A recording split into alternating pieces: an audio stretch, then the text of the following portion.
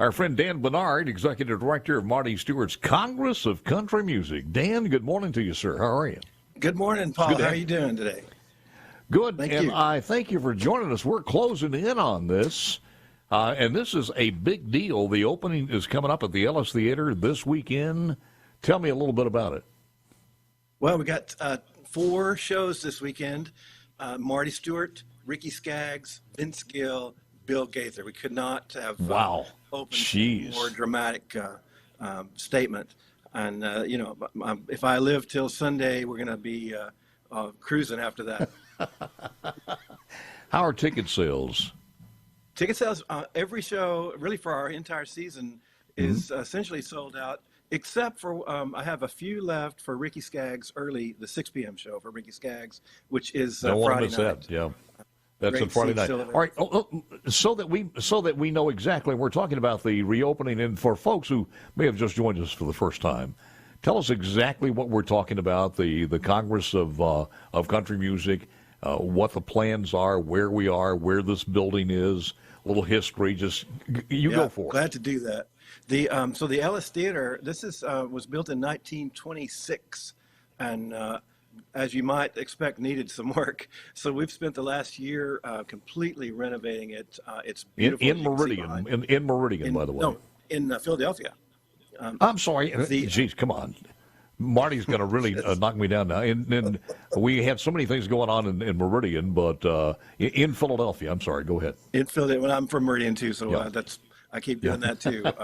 So here in Philadelphia, we now have a world-class theater and world-class artists to fit in it. Mm-hmm. That's the first phase of a much larger project to come.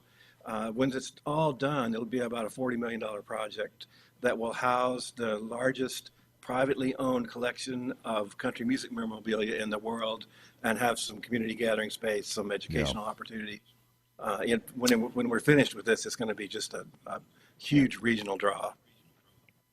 You have also some box seats there. Are they available, or is that at Ellis also? I'm actually in one of the boxes here. Are you? That's one of our few alterations of the theater. We more or less restored it back to its original glory.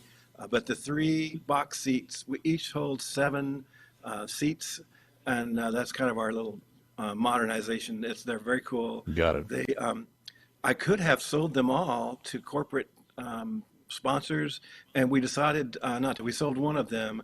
But the other 2 are available. You can buy tickets in here so that anybody off the street could come in and buy a box seat if they want. Or you could buy the whole box for $1,000 and celebrate a special occasion here. It's really kind of a nice addition for us.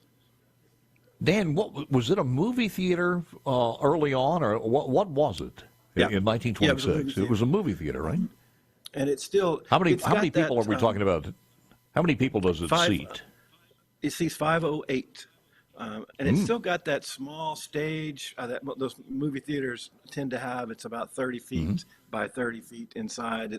But it's very intimate. Even the farthest balcony seat over here is close. So it's just a wonderful place to see kind of acts that we're bringing in. Dan, for people who have not been physically to Philadelphia, where is it? Where is it located? Philadelphia is northwest of Meridian. It's about an hour and a half. Let's see, that would be. No, I'm talking about we know where Philadelphia is. I mean, where's the theater inside located in Philadelphia? It's on Bird Avenue. There's the main drag that splits into 2 streets. It splits into Main and Beacon. We're right on that, right off the square on Bird Avenue, 311 Bird.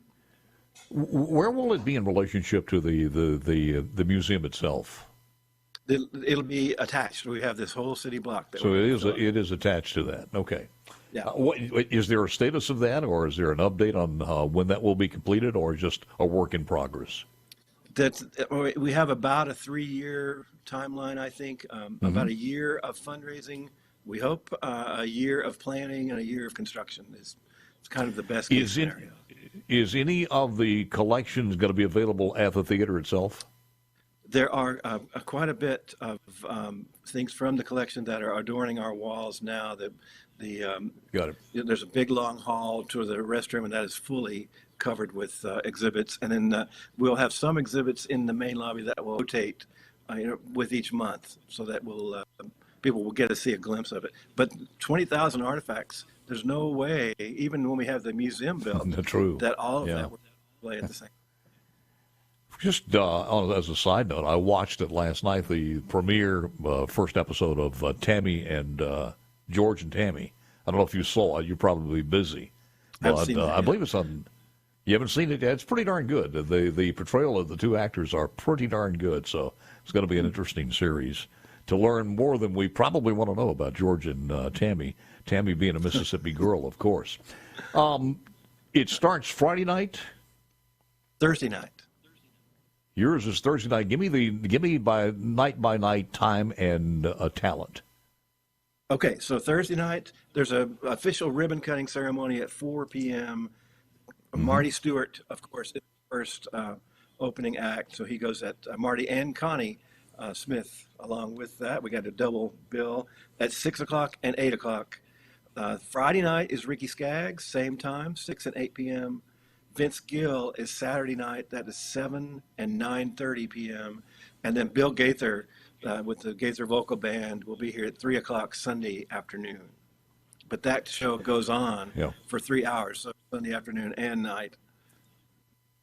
The Gaither family, they have gathered quite a following, have they not? They have. I could have sold that show 3 times with the amount I know. Which show do you have some openings for if people are looking for tickets? The best you mentioned, tickets are available. For Ricky Skaggs, absolutely is the best. The 6 for p.m. Ricky, everything else is pretty close. Ricky Skaggs and his group, the Oklahoma Kid, let's see, Historic Ellis Theater, I was just reading this, the grand reopening night. And you can go to Congress of Country on the website, and the information's there. That's Congress of Country Music. Country Music. Anything else you want to mention, sir? Is there a phone number or something that they need to call? Or I see one here, 601. Go ahead. That's it, 601-653-5358. It's the box office phone.